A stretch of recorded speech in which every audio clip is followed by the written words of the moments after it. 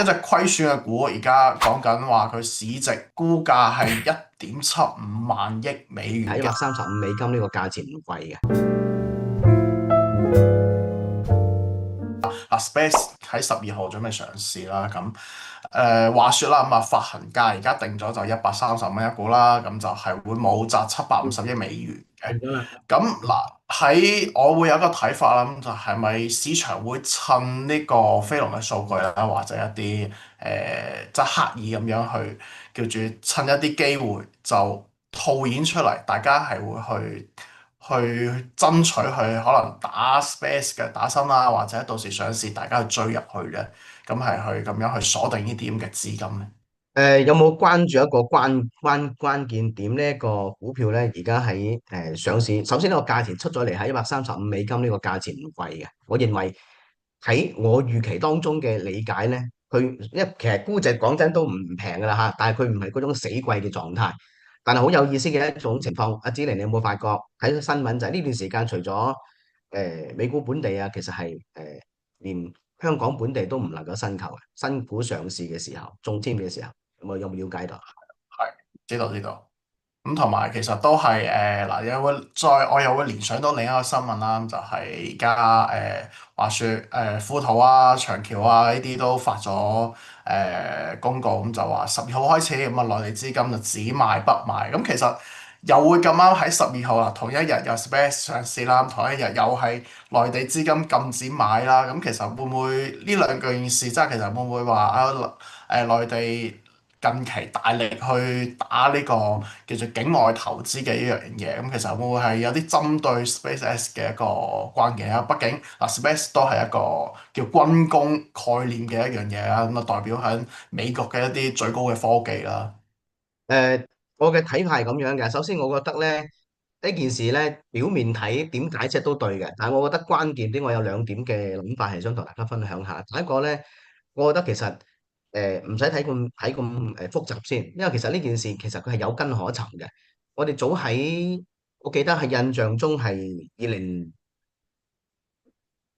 年嘅時候嚇，特朗普啱啱上台重新上台嘅時候，2次連任嘅時候，其實就佢當其時亦都係對美國嘅企業咧做咗一個叫做不能夠投資中國高科技企業嘅一個叫做禁止令嘅，唔知大家對呢一個有冇印象嚇？咁啊，其實就中國本身內地都忍咗2年㗎啦，咁啊，其實就有啲嘢叫做有來有往嘅啫嚇。咁啊，你幫我一拳，咁我都要諗下辦法去還擊下你。喺呢個關鍵節點當中咧，都係推出咗對叫做只要係中國國籍嘅身份，我唔理你係呢個持雙國籍嘅人嚇。呢段時間大家其實對法律嘅嗰個條文嘅解釋咧，都因為細則未出嚇，但係大家普遍都知道，只要係持有中國籍嘅，咁以後投資咧都係會有問題㗎啦。即係對外投資嘅時候咧，都會處處受限啦。咁啊，原則上嚟講咧，都係會有影響嘅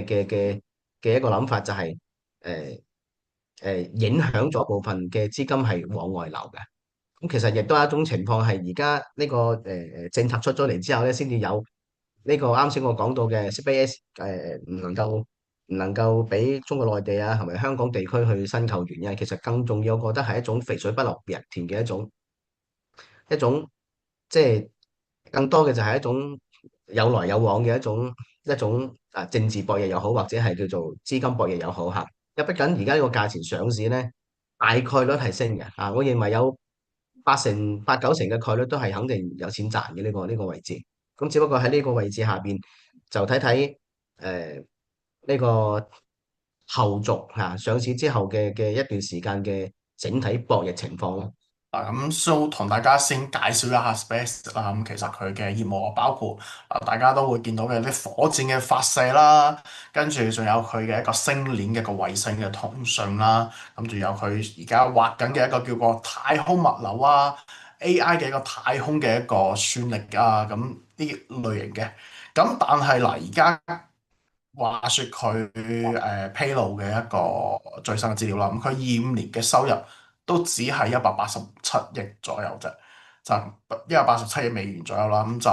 26年嘅 Q1啦，咁啊大概收入就係47億美元啦。咁但係依然而家係虧損嘅喎。咁一隻虧損嘅股，而家講緊話佢市值估價係1.75萬億美元嘅一個咁嘅嗯，規模啦。咁同埋而家納指就話一上市就破例，俾佢先納入去納指啦。咁而家就標普就企硬嘅，咁就依然都話，你12個月之後，咁而且要有盈利先有資格俾你入去啦。咁其實嗱，一隻虧損嘅股去到而家咁嘅規模，咁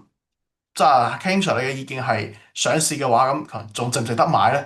定會佢因為其實呢1年左右啦，咁其實大家都吹咩商業航空啦，咁無論每個市場都已經喺呢一個概念其實升咗好大段啦，咁都炒作得好犀利，咁會唔會話一上市反而會見光死呢？呢個問題問得最好嚇。咁啊，我諗大家都好想聽聽呢個短期嘅一個睇法。其實咧，喺佢確定咗個發行價係135美元嘅情況下咧，我覺得呢個價錢就啱先都講過，佢唔平，但係佢唔係屬於嗰種死貴嘅狀態。雖然咧，佢公司而家整體係虧損緊，但係其實咧，佢而家做緊嘅賽道同埋主業，從遠景嘅角度嚟講，佢嘅係星辰大海，佢嘅係一個點樣去改變未來同埋造福人類嘅一種叫做偉大嘅叫做創想同埋事業嚟㗎。其實任何嘅一個公司，佢嘅初心嘅發展咧，最終我哋要睇兩樣嘢，一個就係佢嘅賽道，佢嘅賽道究竟有冇價值啊？佢個賽道有冇價值？咁呢個賽道有冇價值嘅同時，我哋睇下佢個賽道有幾大嚇。咁當然呢個賽道航空事業我哋都知道啦，今年26年嘅上半年，無論係 A 股、港股，因為係其他市場，其實要多謝佢㗎。今年航空事業板塊其實都有段時間係走得好勁嘅。咁所以咧，全球嘅航空事業板塊嘅龍頭，如果 SpaceX 上市，一定係佢嘅。啊，咁雖然佢個業績就仲係虧損，咁但係我亦都留意到佢個最新公告咧，喺5月30號咧，啱啱攞到美國太空部嘅一個大單嚇，大到係幾大咧？大到係有41個億左右嘅美金嚇，呢個係佢公司成立以嚟嘅最大嘅一張大額，亦都為佢哋上市之後增厚利潤同埋一個稍為較長嘅一個營收咧，開咗個預想空間。咁如果從短期角度呢個價位，我自己嘅個人睇法咧，就覺得佢上市個漲幅比3檔嘅預期啦，即係如果佢個漲幅大概喺30%嘅位置咧，我認為係比較安全嘅。呢個位置，假如喺開盤見到30呢啲位置，我覺得係可能我都會考慮去追一追嘅。咁如果漲幅超過30%到50%以內咧，我認為就係中位即係屬於叫做中區中位數嘅漲幅咯，亦都係預期合理嘅位置。大嘅概率可能60%嘅概率都係喺呢個區間30到50嘅預期比較多啲。但係如果佢漲超50%以上咧，咁我覺得其實就個估值係高咗嘅。即係但係會唔會係最高咧？又未必嘅，因為有時市場情緒嘅嘢好難講。明明係值100蚊嘅嘢，咁大家都爭住去買喎，賣到200蚊都有可能嘅。咁但係從中期嘅角度嚟講咧，我覺得如果係上市後漲幅超過50%咧，我覺得就要提醒大家要注意個中短期嘅風險會大於機會，即係更唔好，何況話漲幅超1倍啦，咁嗰啲我覺得更多係風險啦。咁但係從中後期嘅角度，即係比如上市後呢個